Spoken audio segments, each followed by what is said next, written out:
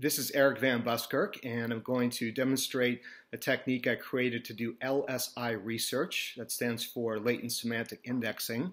You're looking at a Google network graph, and I believe that the technique that I'm using is the most advanced for really getting in a deep dive into the relationships to a core idea or entity or theme. It's been endorsed by others that are leaders in the web semantic field.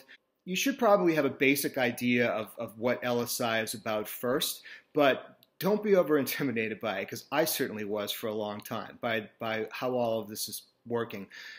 What we're doing is we're trying to understand what Google is bringing back into the result pages as similarities on different levels. You don't need to understand how they determine those similarities. What we're doing is finding what they discovered.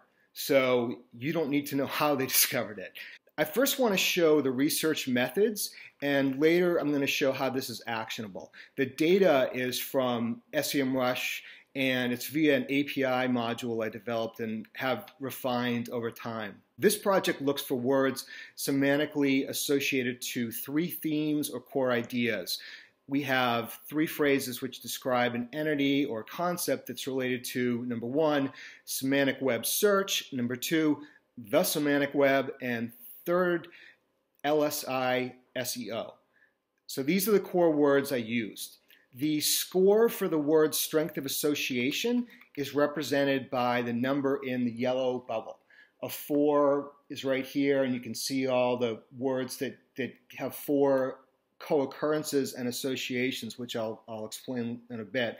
A 9 is even more associations. A 1 is only one location where there was an association.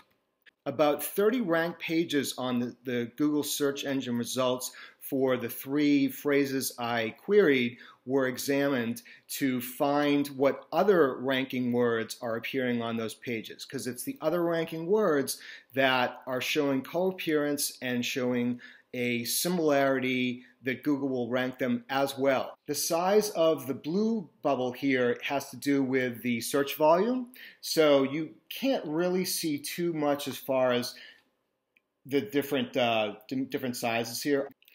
Of these 30 pages, the highest score that I found was a 14. So these are words that appeared 14 times on these different pages that were ranked. That means that Google has found them to be all over the place on the pages that are ranked highly for what we are interested in.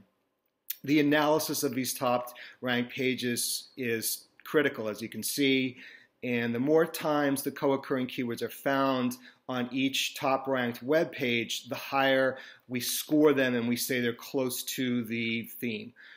Google's now using its computer learning to rank pages, and you will kill it with high ranking in search if the relationships in your web pages are highly relevant according to what Google's LSI algorithm says. You also want to be sure you're weighting what people care about so they stay on your website and share it with others. So by doing this research, you're really finding the most important themes that you should be talking about in conjunction with a main topic. Also, there's a number of ways of filtering the data here before we go into how it's actionable.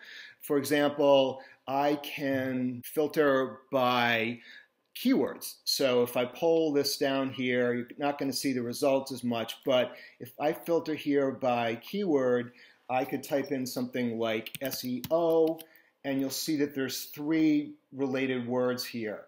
I type in Google, and the words that are related to our core theme, there's 4 of them. That's one way of filtering. Another way of filtering would be to look at the value, because we often think of cost per click as telling us how valuable a certain keyword is. So if I type in 1.00, which is going to mean $1, then it's going to tell me that the words that are valued at over that amount, there is 36 of them here. So I've just pulled up the graph, and you'll see the 36 here that are more than $1 on cost per click, and the other ones are no longer there. I can also look at, for example, let me pull the filter area down here. I can also look at something, for example, like search volume. So get rid of my cost per click, and I want everything that has over 200 results. I search that, and I'm going to have another set. This time there's 29 words that have that. And you can see a lot of the ones, as usual, which don't have a very tight association. I can also, of course, get rid of some of the ones that are very far in proximity to our theme. So if I filter by what I'm calling score, I really should call it co-occurrence, but if I say, well, we only want things that have appeared 3 times, then there's actually only 51 nodes here. And I'll pull this out so you can see what they are. And we've gotten rid of the ones. And there you have it. Those are the words that are more strongly associated. What all of this is doing too, and what makes it really relevant, is this is basically multivariate analysis. So whereas we're used to looking for things and the result against one variable, this is looking for similar results among dependent variables. That's a lot more powerful.